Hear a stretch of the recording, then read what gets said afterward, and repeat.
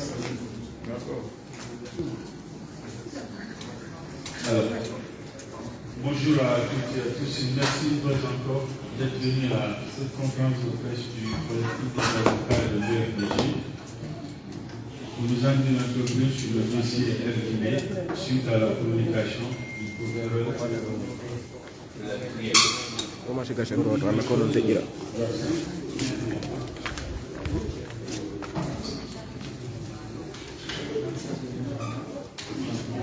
Oui.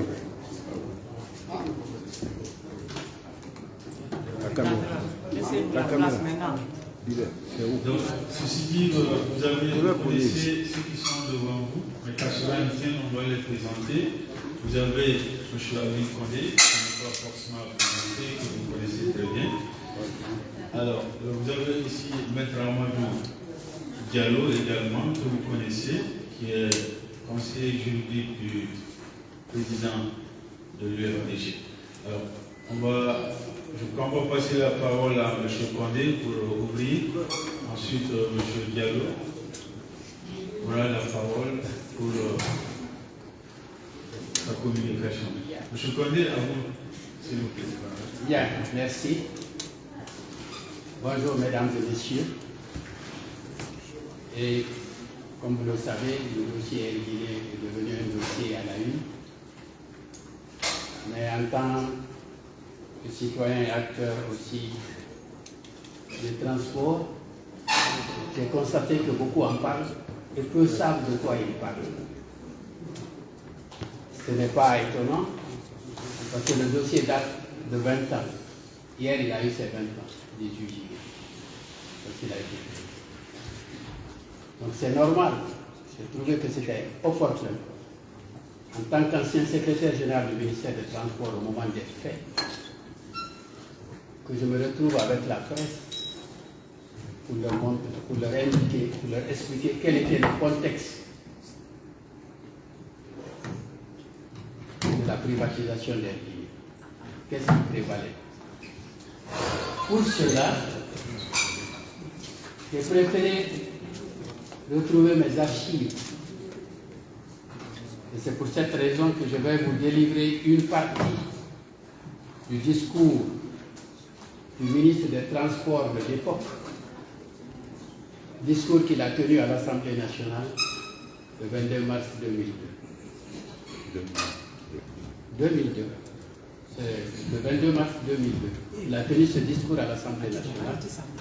Et vous savez que c'est la session des lois où chaque ministre vient présenter la situation de son ministère. À l'époque, c'était devenu le ministère de l'équipement. Il s'appelait déjà, il avait les transports, les travaux publics, l'environnement, etc. Et tout ce que vous savez. On va retenir les télécommunications et on va retenir ici les transports. Et ce discours, je ne vais pas vous le lire en entier, je vais m'occuper de la partie transport aérien. Et à ce niveau aussi, je ne vous lirai pas tout, je vous donnerai simplement quelques indications pour que vous puissiez être informés de ce qui s'est passé il y a 20 ans. Comment en est-on arrivé à la privatisation des lignes? Et vous dire, est-ce que c'est un problème guinéen seulement ou bien un problème de toute l'Afrique? Pour éclairer un peu la lanterne des uns et des autres. Parce qu'on a l'impression de faire du dossier de Guinée un dossier de Sierra Diallo seulement. Alors que c'est un dossier de transport aérien pour toute l'Afrique. Alors je vais vous lire quelques passages. Monsieur le Président, honorables députés, la faillite de Sabena et de Air Afrique, précipitée par les événements du 11 septembre 2001, a réduit considérablement l'offre du transport à notre aéroport. Cela se traduit en 2001 par une baisse de 3,5% du trafic passager et de 21,74% du fret et 10% des envois postaux par rapport à 2000. J'ouvre là une parenthèse. Vous voyez, les envois postaux passaient par ce biais à l'époque. Je continue. Vous savez, notre aéroport est un marché très faible. Nous traitons 280 000 passagers par an. Et souvent, nos compatriotes nous demandent pourquoi il n'y a plus de compagnies à Abidjan et à Dakar et moins de compagnies qui desservent notre aéroport Conakry. Les transporteurs sont des commerçants. À Abidjan, vous avez à un moment donné 1 400 000 passagers par an. À Dakar, 1 million de passagers par an.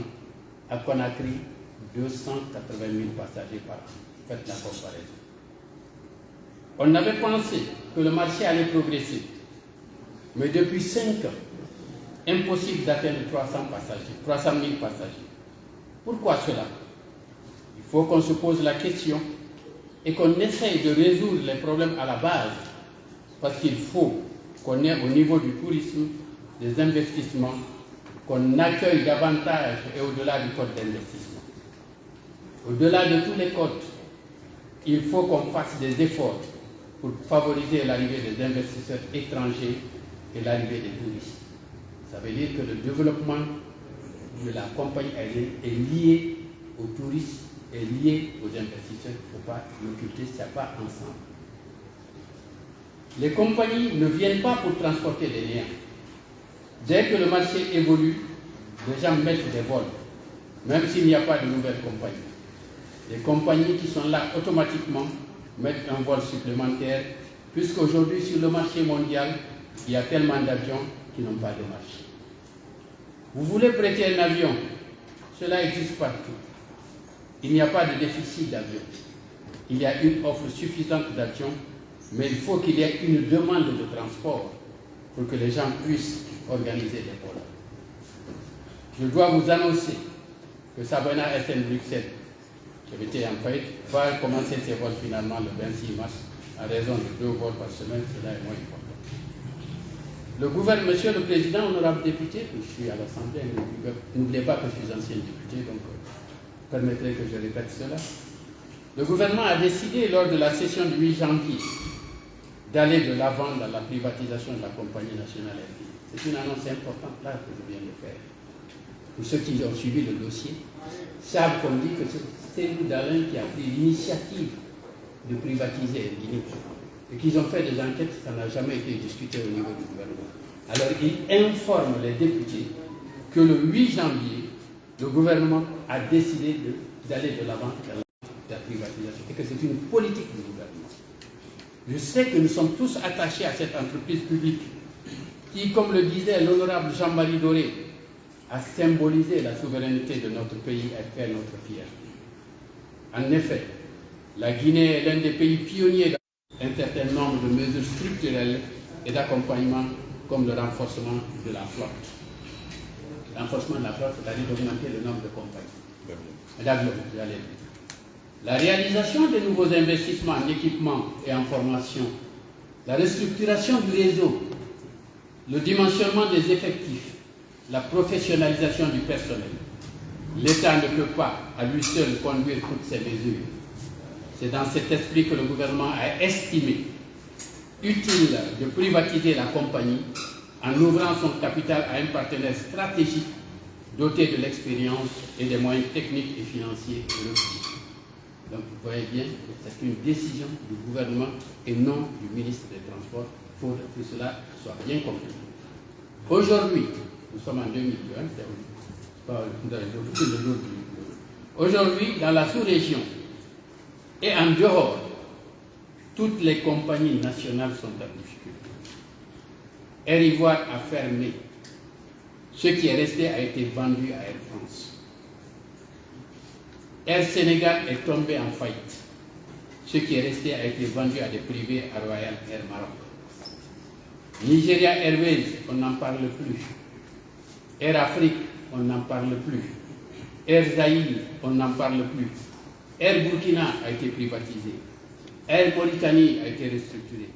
La TACB, qui est une compagnie capverdienne la plus performante, est en cours de privatisation sur la pression de la Banque mondiale, qui est l'une des plus performantes. Je pense qu'il ne faut pas s'enfermer. On peut ouvrir le débat sur la question. Je sais qu'il y a beaucoup d'avis contraires, mais on peut en débattre là-dessus. Je ne vais pas anticiper les questions. Je sais qu'elles viendront. Sur la question, je suis prêt à défendre la politique du gouvernement qui correspond vraiment à mes propres convictions. Voilà la quintessence du message que j'ai voulu passer de ce qui s'est passé le 22 mars à l'Assemblée nationale en ce qui concerne la privatisation des pays. Si aujourd'hui, on veut tisser tout ça, mettre sur la tête d'une personne, vous avez là le discours, peut-être vous les retrouverez dans les archives de l'Assemblée nationale si on ne les a pas détruits. Vous allez à l'Assemblée nationale pour vérifier si ce que je viens de dire est vrai ou bien c'est l'invention de l'ancien secrétaire général du ministère des Transports. Ça, c'est la première partie de mon intervention. Il me fallait d'abord montrer le contexte. Maintenant, quelle est la gestion qu'on est en train de faire du dossier et des accusations qu'on est en train de lancer? Je vais donc m'adresser à certains de ces problèmes vus en tant que cadre du ministère du Transport tel que nous les avons. Alors nous avons fait un document que nous avons appelé des informations qu'il convient de savoir sur l'affaire d'Erguiné. Grand A, la dissolution en 2002 de la compagnie Erguiné et la vente de ses actifs à El Hadj Mohamed Sylla. 1. La décision de privatiser la compagnie avait été prise en Conseil des ministres, sous la pression du Fonds monétaire international et de la Banque mondiale.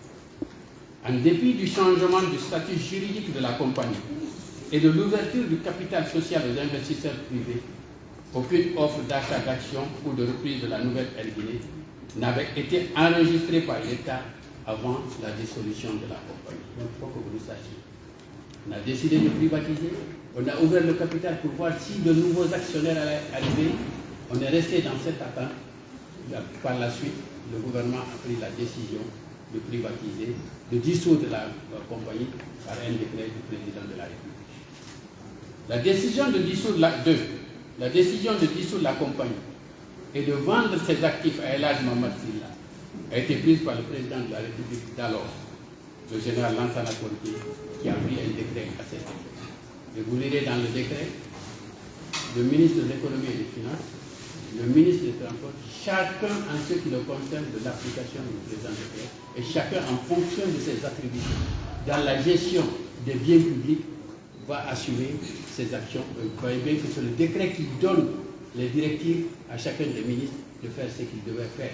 Donc tous les ministres qui ont agi dans ce dossier, il faut reconnaître qu'ils ont agi sous le magistère du décret présidentiel. 3. Les opérations de cession des actifs de l'ancienne Erguiné à Erguiné Express ont été exclusivement effectuées par le ministère de l'économie et des finances et ses services compétents, dont entre autres l'unité de privatisation, comme le prescrit la loi L 2001-18 AN du 23 octobre 2001 portant sur la réforme des entreprises publiques et le désengagement de l'État. 4. Aucun cadre du ministère des Transports, de la direction de l'aviation civile ou du cabinet du ministre n'a participé à la liquidation de la compagnie, à la détermination du prix des actifs cédés ou aux négociations avec le repreneur, comme il est loisible de le constater, même dans le rapport d'audit transmis à la CRIF. 5. Du recouvrement et de l'utilisation du prix des actifs cédés. C'est un rôle dévolu exclusivement au ministre de l'économie et des finances qui est en charge du portefeuille de l'État, qui a la tutelle sur le trésor public et qui est l'ordonnateur principal du budget national. Ainsi, tous les paiements effectués par El Hadj Mohamed Sylla à l'étranger et en Guinée ont été effectués pour le compte du trésor public guinéen, conformément à la convention de cession des actifs de Guinée et aux instructions du ministre de l'économie et des finances. Il est donc incompréhensible qu'on veuille attribuer à Seydou Dalein Diallo, le ministre des Transports de l'époque, la décision de privatiser Erguiné et de vendre ses actifs dans l'avion de commandement du président de la République, à El Hadj Mohamed Sylla. Malheureusement, malgré les démentis répétés de ce dernier et les faits ci-dessus rappelés, on continue de soutenir cette contre-vérité. Tout comme la CRIEF soutient maintenant cette autre contre-vérité qui consiste à affirmer que c'est le ministre des Transports qui a encaissé et même détourné les 5 millions de dollars représentant la valeur des actifs cédés. Qui, quand et comment a-t-on versé ce montant à Cellou Dalein Diallo? Par chèque, virement ou en espèces? Comment as-tu vu le Cellou? Grand B. De l'audit mené en 2009 sur la vente des actifs d'Air Guinée à El Hadj Mohamed Sylla. 1. Selon le procureur spécial de la CRIEF, c'est le rapport d'audit réalisé en 2009 qui a été transmis en 2021 par le CNRD à la CRIEF qui a servi de base à l'ouverture d'une information judiciaire contre 4 personnes, à savoir les anciens ministres des Finances et des Transports, le directeur de l'unité de privatisation et l'acheteur. Ce rapport est non contradictoire car M. Cellou Dalein Diallo n'a jamais rencontré les auteurs de ce rapport d'audit et n'a donc pas été interrogé par aucun d'entre eux, ni avant, ni pendant, ni après l'audit. C'est d'ailleurs seulement en 2022 que M. Cellou Dalein Diallo a pris connaissance du contenu de ce rapport d'audit lorsqu'il a été diffusé par la presse. Pour la petite histoire, c'était le révélateur. Le révélateur que nous avons vu le rapport d'audit et nous l'avons imprimé pour le lire, pour savoir exactement qu'est-ce qui était reproché à Cellou Dalein et au ministère des Transports. 2. Pourquoi les auditeurs n'ont jamais cherché à obtenir la version de l'ancien ministre des Transports avant de lui attribuer dans leur rapport la paternité de la décision de privatiser la compagnie nationale, ignorant ainsi la décision du Conseil des ministres, la loi de 2001 sur la privatisation et le décret du PRG portant dissolution Air Guinée. 3. Pourquoi la CRIEF accuse aujourd'hui Cellou Dalein Diallo de corruption, d'enrichissement illicite et de détournement de 5 millions de dollars, alors qu'aucun cadre de son ministère n'a été associé ni à la liquidation de la compagnie, ni à la fixation du prix des actifs vendus, ni aux négociations avec l'acheteur, et encore moins à l'encaissement ou à l'utilisation du produit de la vente. Cette accusation gratuite contre Cellou Dalein Diallo ne vient ni de l'acheteur des actifs, qu'il a démenti à plusieurs reprises, ni des autres acteurs de cette privatisation, ni du rapport d'audit. Elle n'est le fait que de la CRIEF, qui donne ainsi l'impression qu'elle est créée pour disqualifier des leaders politiques. C.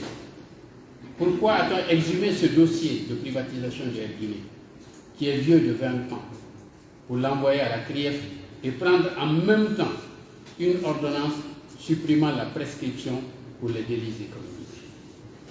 Même si les cadres du ministère de l'économie et des finances ou de l'unité de privatisation ont commis des infractions, celles-ci ne sauraient donner lieu aujourd'hui à une poursuite pénale en raison de la prescription. En effet, on ne peut pas les poursuivre 20 ans après, sauf à violer les dispositions de l'article 2, alinéa 1er, et de l'article 3, alinéa 2 du Code de procédure pénale du 26 octobre 2016. Certes, l'ordonnance numéro 008 du 6 décembre 2021 a été prise par le CNRD pour supprimer, dit-on, la prescription pour les délais économiques réduits. Mais selon les juristes consultés, une loi d'imprescriptibilité ne peut atteindre que les faits dont la prescription est en cours, mais jamais les faits dont la prescription est déjà acquise, comme c'est le cas dans la présente affaire.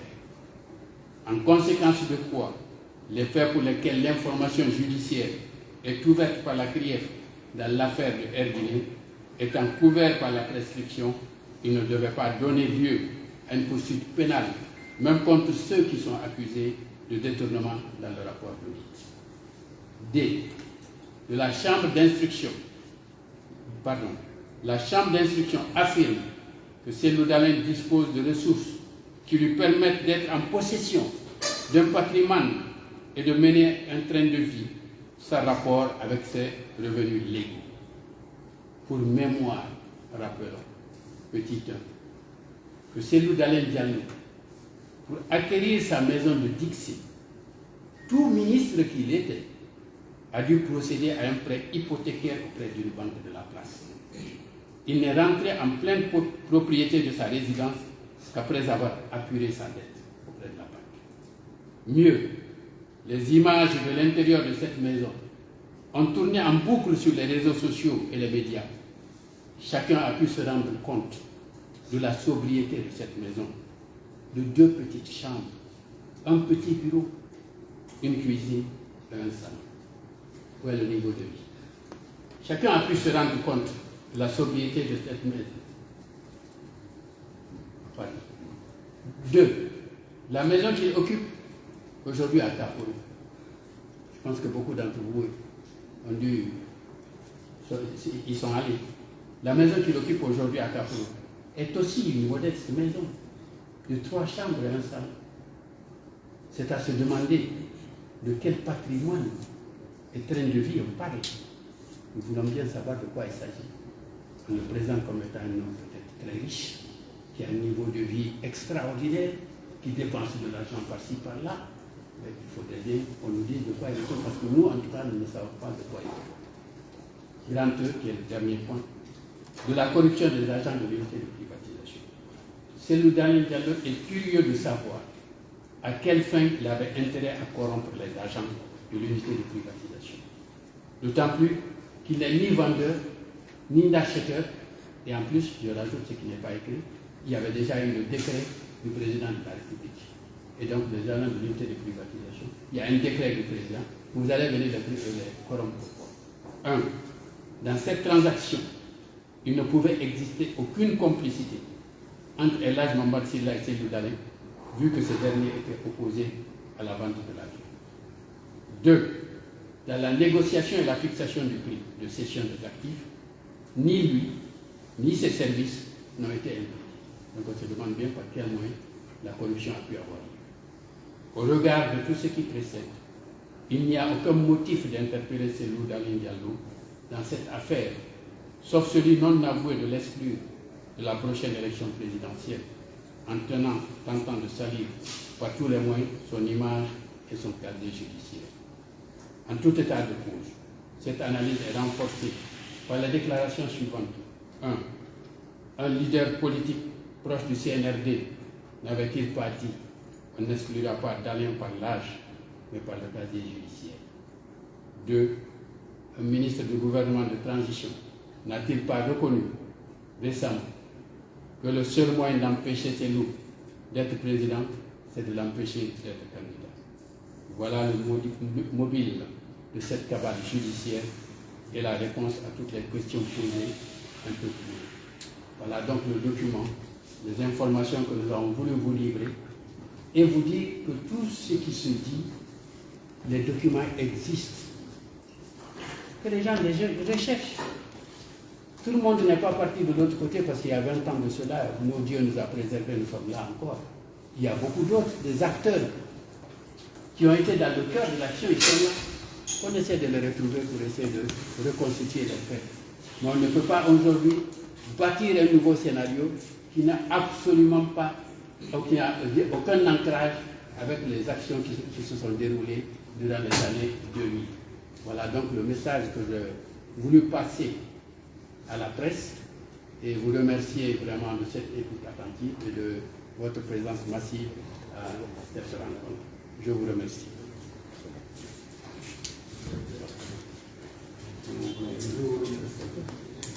Bien, donc on est ouvert à vous s'il y a des questions. On peut les prendre.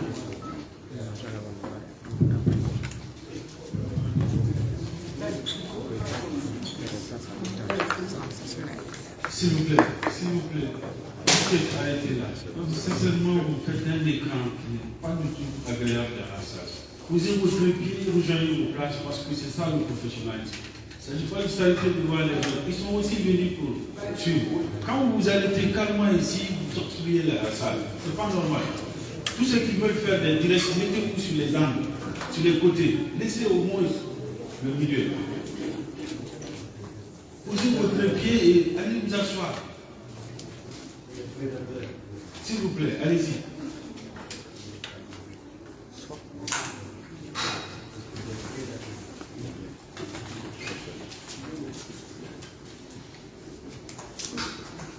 Allez-y, s'il vous plaît. Passez. Vous qui faites le direct, voilà, vous pouvez comme ça. Même c'est bon, on peut passer. Oui, on peut passer aux questions. Alors, des questions directement, parce qu'on va être pris par le temps, il y a aussi une autre conférence. Pour ceux ou celles qui veulent poser des questions. Bonjour monsieur, moi c'est Solika Gabangoura, journaliste à Ganga TV. La question qui tarote un peu les esprits, c'est de savoir pourquoi Cellou Dalein Diallo, le président de l'UFDG, ne viendra pas en Guinée défendre son honneur, puisqu'on en sait, ce n'est pas une première. En Afrique, on a vu des pays où des opposants supposés être inquiétés pour leur position se défendent. C'est le cas d'Ousmane Sanko du côté du Sénégal. Et deuxième question, à part, puisque vous parlez un peu de la richesse de Cellou Dalein, aujourd'hui, cette question ne vient pas forcément de moi.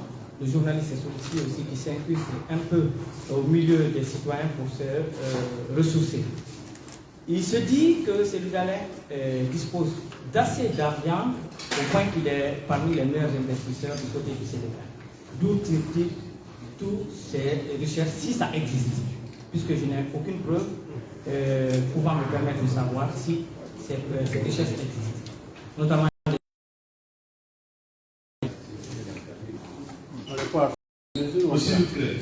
Bien. Alors merci monsieur Sori.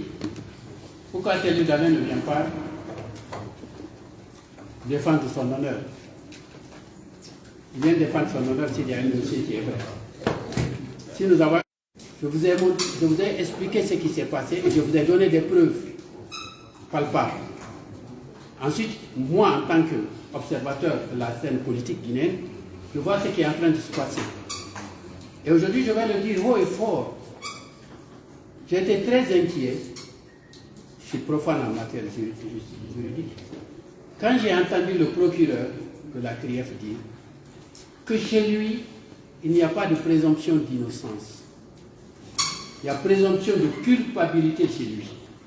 Et dès que vous venez, il vous interroge et il peut vous garder, vous met en garde à vue pour 4 mois. Si, comme la garde à vue finit après, il le renouvelle encore une deuxième fois. Donc pendant 8 mois, il a les possibilités de vous mettre en prison. Il vous met en prison pourquoi? Parce que vous n'avez pas voulu répondre à ces questions, vous n'avez pas donné satisfaction. Et donc il ne veut pas que vous sortiez, que vous soyez dehors pour avoir des contacts avec d'autres pour que vous ayez des informations. Alors pour ces raisons, il vous garde. Mais quand un procureur vous dit ça, et l'accusation, vous avez entendu l'accusation, et vous savez que l'accusation n'a aucun fondement sur le réel. Personnellement, si vous me demandez, je dirais que moi je ne me présente pas. Mais la réponse revient au président Cellou. Tout ce que je sais, je quitte mon manteau d'ancien secrétaire général des transports pour prendre endosser celui de secrétaire général du parti. Je sais que le président a un calendrier très très chargé et je pense que beaucoup d'entre vous, ceux qui s'intéressent à son parcours, suivent à peu près ce qui se passe à l'extérieur avec Cellou Dalein.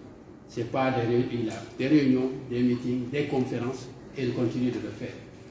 Cellou, je ne voulais pas trop, un jour viendra, on va vous parler de Cellou. Mais en 2 mots, sorti de l'université, un jeune cadre brillant a été identifié, remarqué par le président Sékou Touré dès le départ. À partir de ça, il était très associé aux conférences économiques qui se tenaient. Et quand il y avait des questions, le président Sékou Touré lui renvoyait les questions pour lui demander de répondre à cela. Il a eu une brillante carrière sous Sékou Touré dans les entreprises, dans les régies financières et du commerce. Après Sékou, il a fait un brillant passage dans les banques, de bonnes études au CFM, pour revenir gravir tous les échelons de la Banque centrale, sauf celui du poste de vice-gouverneur. Et maintenant, vous le voyez dehors, avec les grands du pays. En tant que ministre, Cellou Dalein est celui-là qui aujourd'hui vous connaît toutes les sous-préfectures de ce pays, qui peut par tête vous donner les distances entre toutes les préfectures pour vous dire qu'il connaît les problèmes de ce pays, la réalité de ce pays. Ce n'est pas ce monsieur qui va décider ou qui va se mettre, si vous voulez, à créer des problèmes où il y a pas. Maintenant, comme on dit, contre sa richesse, meilleur investisseur, c'est venu de mon frère Alassane Condé. C'est mon frère Alassane Condé, le ministre, qui était ministre de l'administration du terrain. C'est Matak qu'on appelait à l'époque, je crois. M. Cellou Dalein était invité à Dakar pour avoir il a eu le courrier de la paix. Mais comme c'est les investisseurs sénégalais, les opérateurs économiques sénégalais qui ont fait cette réunion, qui l'ont invité pour lui décerner le courrier de la paix, quand il est rentré, pourquoi le courrier de la paix? Parce qu'il a accepté les résultats présidentiels de 2010, alors qu'un autre ne l'aurait pas fait. N'oubliez pas une parenthèse, qu'il a été même reçu, invité spécialement par le secrétaire général des Nations Unies pour être félicité. Il était accompagné par le Dr Fodé Ousou Fofana, ici dans la salle. Donc, si vous voulez, c'est venu de là. Pour la mémoire, je n'ai pas ce texte, mais peut-être que certains se rappellent, mais c'est un peu vieux, 2010, 2009, le coup d'État du CNDD. Un document a circulé ici montrant Cellou Dalein Diallo comme étant l'un des hommes les plus riches de la terre. Des kilos d'or qu'on lui a attribués, des châteaux en Espagne, en France, au Brésil, une flotte de plus de 80 citernes. Les gens ont même écrit là-dedans. Dites seulement qu'il est riche, les gens comprendront. Une armée de femmes, mais tout ce que vous voulez. Et le premier, comment dire, une semaine après le coup d'État du CNDD, ils sont venus pour chercher Cellou Dalein Diallo pour l'amener au camp de Sapori pour dire que c'est audit. Ce n'est pas d'aujourd'hui que la persécution contre Cellou commence. Déjà au CNDD, une semaine après le coup d'État, on dit audit. On dit audit, 1er janvier, jour férié. Grâce à la population, on n'a pas amené Cellou Dalein. Mais après, par les explications, il s'est expliqué avec le capitaine Dadis. Le capitaine Dadis a compris qu'on l'amusait un peu. Les gens, la tournée que Cellou Dalein a effectuée, en tant que candidat, même pas le candidat, pour prendre contact avec la population, j'étais avec lui. Il faut voir les foules.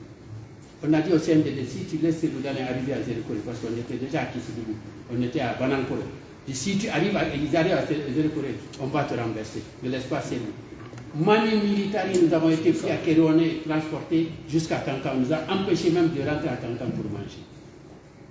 La persécution contre Cellou Dalein n'est pas commencée aujourd'hui. Et ces faux mensonges qu'on fabrique autour de lui, c'est un mythe qu'on a créé autour de Dalein. Il y a une seule chose on ne peut pas cacher la richesse. Quand vous êtes riche, ça se sent. On voit la richesse. Quand vous allez chez Cellou Dalein, beaucoup de vous, des journalistes ont été. Ils sont invités à la table de Cellou Dalein. Vous savez que c'est un homme, comment dirais-je, humble. Mais non, je vous en prie, ne retenez pas les allégations de ce genre. C'est dans le discrédit de Cellou Dalein. Merci, monsieur. Autre question, s'il y en a? Il y en a, oui. Qui? Son Excellence Mokhtar.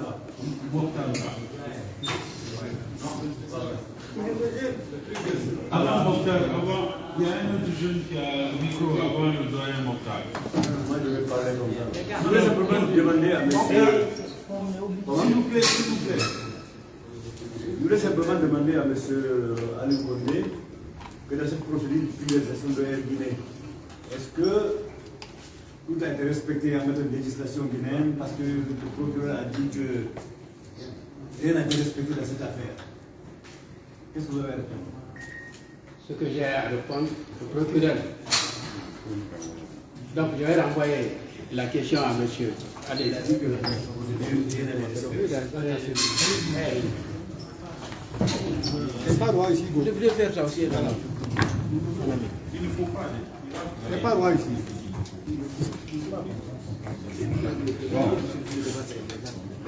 Merci pour cette question. En guise de réponse, voilà ce qu'il faut retenir. C'est que premièrement, la cession des actifs d'Air Guinée à Air Guinée Express n'est pas un marché public. C'est-à-dire que ce n'est pas un contrat de marché public. Ce n'est pas un marché public. Ce n'est pas soumis à l'application du Code des marchés publics. Le Code des marchés publics régit quoi?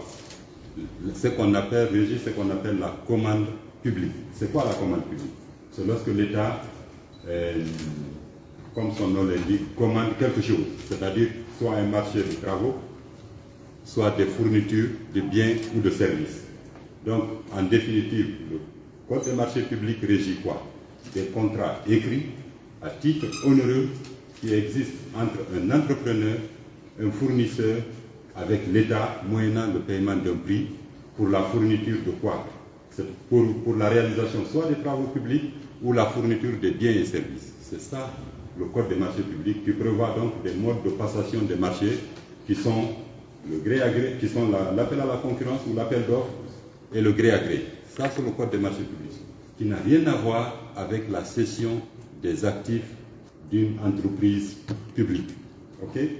La cession des actifs d'une entreprise publique ou la privatisation d'une entreprise publique, c'est-à-dire la vente des actions d'une entreprise publique à des privés, relève de quoi? De quelle loi? Pas du Code des marchés publics, mais de la loi de 2001 portant sur la réforme des entreprises publiques et le désengagement de l'État. Pour résumer, la loi sur la privatisation. Donc, quand le procureur Ali Touré annonce que les règles de passation de marché, les règles basiques ont été violées, c'est parce que, tout simplement, il se trompe sur la notion de marché public et il se trompe sur la loi applicable. La loi applicable, ce n'est pas le Code des marchés publics, c'est la loi de 2001 portant sur la réforme des entreprises publiques. Et cette loi-là, là également, Ali Touré se trompe quand il pense que lorsque l'appel d'offres n'est pas fait, c'est-à-dire dans le cadre de la cession des actifs d'Air Guinée, il reproche aux protagonistes, aux accusés, de n'avoir pas eu recours à l'appel d'offres. Est-ce que cela, automatiquement, ça veut dire qu'il y a eu corruption? Est-ce que cela veut dire automatiquement qu'il y a eu violation de la loi? Je réponds non. J'invite le procureur à lire l'article 3, les articles 3, 4, 8, 12 et 13.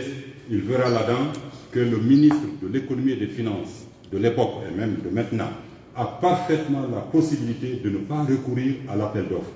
Donc de faire un marché d'entente directe ou de gré à gré.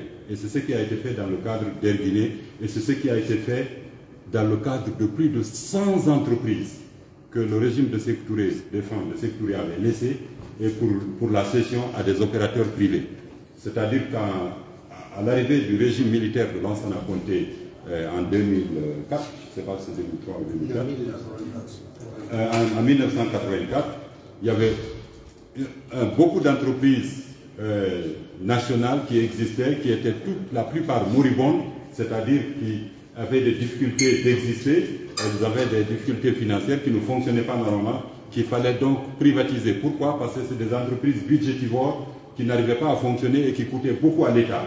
Donc la politique de désengagement qui était engagée en Guinée comme ailleurs en Afrique visait donc à faire à ce qu'on appelle la remise en cause de l'État patron. L'État se désengage de l'économie et ouvre et transfère donc ces entreprises au secteur privé. C'est dans ce cadre-là que cette loi de 2001 a été votée et toutes ces entreprises-là ont été cédées par entente directe. Donc, l'entente directe ou le gré à gré, c'est parfaitement légal et il appartient au ministre des Finances et au ministre de l'économie et des Finances d'en faire la proposition au gouvernement, donc au président de la République. Et c'est ce qui a été fait.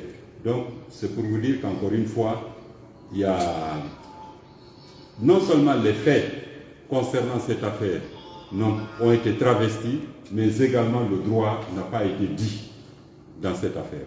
Tout ça pour accabler M. Sékou Diallo. Vous n'avez pas remarqué une chose, quand on parle de l'affaire Air Guinée, bien avant d'ailleurs l'affaire de la criée, on parle toujours de Sékou Diallo. Mais ce n'est pas lui le responsable de la cession des actifs, bon Dieu. Ce n'est pas lui le responsable d'après les lois guinéennes, d'après même la loi sénégalaise ou française. Ça relève du ministre de l'économie et des finances du pays pour la cession des entreprises, des actifs d'une entreprise. Ça ne relève pas du ministre sectoriel. Je vais vous donner un exemple. Frigia. Qui a privatisé Frigia? Vous pensez que c'est le ministre des Mines? Non, c'est le ministre, c'est l'État de Guinée, représenté par son ministre de l'économie et des finances. La convention de privatisation de Frigia a été signée par le ministre des Finances et le ministre des Mines. Chaque fois que le ministre des Finances signe une convention, un acte de cession, de privatisation, il le signe avec le ministre sectoriel concerné. C'est-à-dire, il ne signe pas seul, il signe avec le ministre sectoriel concerné. Mais c'est lui le seul responsable des privatisations. C'est écrit à l'article 4 de la loi. L'article 4 de la loi sur le désengagement dit que le ministre des Finances est seul responsable des opérations de privatisation. Et le ministre des Finances a parfaitement le droit de faire une entente directe avec le repreneur. Quand on privatisait Frigia, il y a eu appel d'offres? Il n'y a pas eu d'appel d'offres. On a vendu à Russell. Donc, s'il vous plaît, lisez le document, vérifiez, vous verrez que c'est une cabale judiciaire qui est entretenue à l'encontre de l'homme politique, M. Cellou Dalein Diallo, qui est un homme d'État. Remarquez aussi une chose, de tous les ministres de Lansana Conté, pourquoi on s'attaque à Cellou Dalein? Pourtant, il est le seul qui peut s'enorgueillir d'avoir le bilan le plus positif parmi tous les ministres de Lansana Conté. Lui, il peut montrer sur le terrain ce qu'il a fait. Son passage au ministre des Travaux publics, M. Kalemoudou est là, il sait les ponts, les routes. Ministre des Télécommunications, il a libéralisé les télécommunications. L'initiative pour la transparence des industries extractives, c'est lui. Notre adhésion à l'OMVC, c'est lui. Internet, c'est lui. C'est-à-dire demander ce que Cellou a fait pour ce pays. Ce qu'il a fait pour ce pays, aucun ministre, je vous dis bien. Moi, j'ai passé 10 ans à la primature comme conseiller juridique. C'est Maître Lamine Sidimé qui m'a amené là-bas. Donc, je connais bien ce pays et les dossiers de ce pays. C'est nous, c'est récemment qu'on a fait connaissance. On ne se connaissait même pas. Mais je vous dis qu'il a le bilan le plus élogieux parmi tous les ministres qui sont passés ici à République Guinée depuis l'indépendance. Je mets au défi quiconque de montrer un ministre de la République qui a fait un travail plus important pour la population guinéenne, pour la Guinée, mieux que celui d'Alain Diallo. Je vous remercie. Ok, merci monsieur, s'il vous plaît. J'ai deux petites questions à vous poser, s'il vous plaît. La première question, c'est le fait que monsieur le président Cellou ne réponde pas à la convocation de la TFA. Et est-ce que cela aura une conséquence juridique sur son dossier? Ça, c'est la première question. Et la deuxième question, et si on lui décernait un mandat? C'était mes deux questions. Merci. Alors, là aussi, on va parler droit. À partir du moment où la première convocation est irrégulière, ça veut dire qu'il n'y a pas de convocation. Et on nous a dit les motifs pour lesquels la première convocation est irrégulière. C'était l'objet de notre premier. Nous avons considéré dans notre avis juridique que cette convocation est irrégulière. À partir du moment où elle est irrégulière, c'est qu'il n'y a pas de convocation. Donc la question de savoir si celle va répondre à la convocation, ça veut dire que vous n'avez pas à poser cette question. Il n'y a pas de convocation. Il y aura peut-être une troisième convocation. Si celle-là est régulière, en ce moment, on avisera. On verra s'il faut venir. C'est à lui seul de prendre cette décision. Nous, les avocats ou ses amis ou n'importe qui peut donner les conseils qu'il veut à Cellou. Mais la décision appartient à Cellou de venir ou de ne pas venir. C'est un homme d'État et il n'entend pas se soustraire à la justice de son pays. Mais encore faut-il que cette justice-là soit indépendante et impartiale, qu'elle ne soit pas instrumentalisée, que ce soit une justice qui offre toutes les garanties d'un procès juste et équitable. Voilà la problématique. Il y a quelqu'un qui a dit tout à l'heure qu'il y aura un mandat de comparution forcé. Non, un mandat de comparution par définition, c'est juste une mise en demeure. C'est-à-dire ce n'est pas un mandat d'arrêt, ce n'est pas un mandat d'amener où on peut utiliser la coercition. Okay? Le mandat de comparution est délivré à quelqu'un qui a reçu régulièrement une ou deux convocations et qui a refusé de comparaître. Je reprends. On délivre un mandat de comparution, un mandat d'arrêt lorsque quelqu'un a été convoqué régulièrement une, deux fois, trois fois et il refuse de comparaître. Ce n'est pas le cas de Cellou. Pour l'instant, il n'a reçu aucune convocation régulière. Donc, mandat de comparution, s'il est délivré, il ne peut être délivré que si Cellou reçoit une convocation régulière et qu'il refuse de comparaître. C'est en ce moment qu'on peut délivrer un mandat de comparution. Et ce mandat de comparution, ce n'est pas l'utilisation, c'est une mise en demeure. On vous met en demeure de comparaître devant le juge d'instruction. C'est tout. Donc, c'est ce qu'il faut retenir. Et je rappelle, le Code de procédure pénale, dans son article 1249, prévoit qu'un juge, un magistrat, un greffier en chef, ou un secrétaire, qui n'observe pas les délais prévus dans le Code de procédure pénale, s'expose à des sanctions disciplinaires. Donc, c'est une faute professionnelle de faire une convocation qui ne respecte pas les délais prévus par le Code de procédure pénale. Merci. S'il y a une toute dernière question, à défaut, un autre? Ok. Ce candidat s'est passé déjà. Laisse-le. La toute dernière question. Ah non, c'est bon. Allons, s'il vous plaît, on gagne un temps. Pardon? Saïd Bousso pour Guinée360.com. Monsieur Sekonde, quand est-ce que Cellou Dalein Diallo va finir de dérouler son agenda politique à l'étranger et rentrer au pays?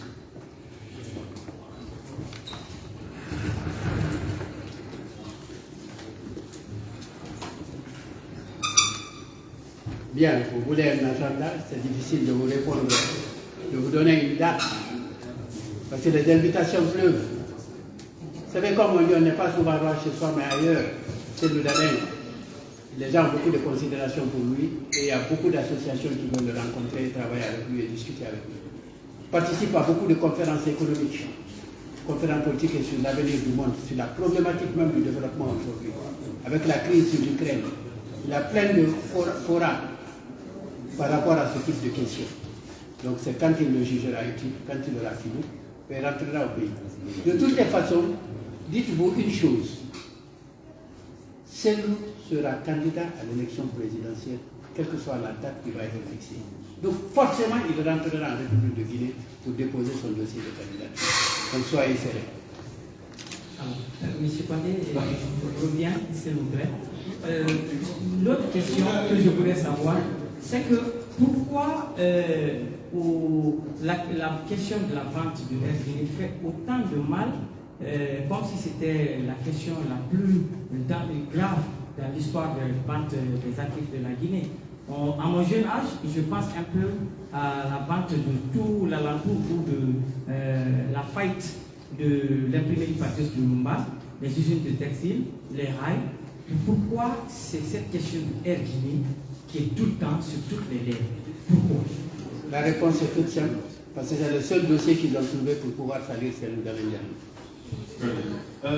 L'ami, rapidement, l'ami fait alors, on pose les deux questions en même temps, il répond et puis on clôt la conférence s'il vous plaît. Bonjour, c'est Duvani Mouzé, Monsieur le vice-président, ma question c'est de savoir, vu les poursuites judiciaires que le président du parti PDG, est-ce que le parti va répondre au dialogue qui sera mené par peut-être le militaire, le président de l'Union, l'ancien président de l'Union, qui est déjà mis à côté?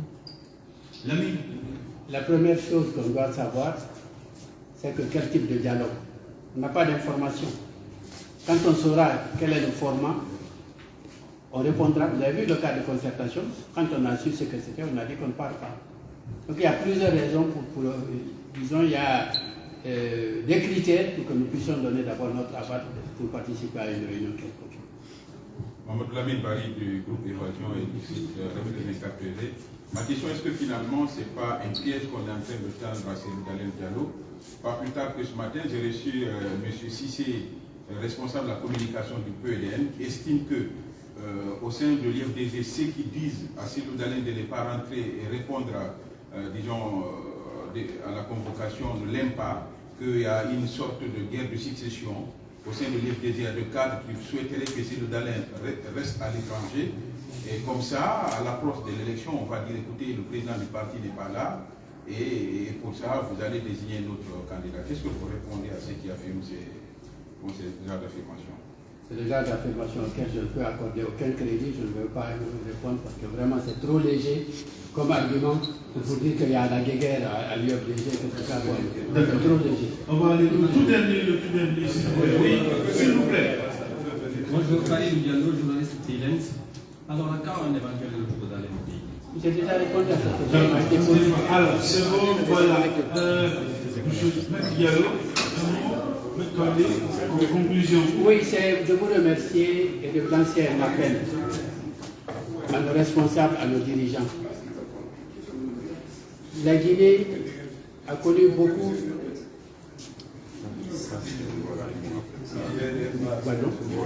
Ok, alors vas-y. Un mot, il va conclure, parce que c'est lui le doyen. Je voudrais aussi que l'on retienne une chose.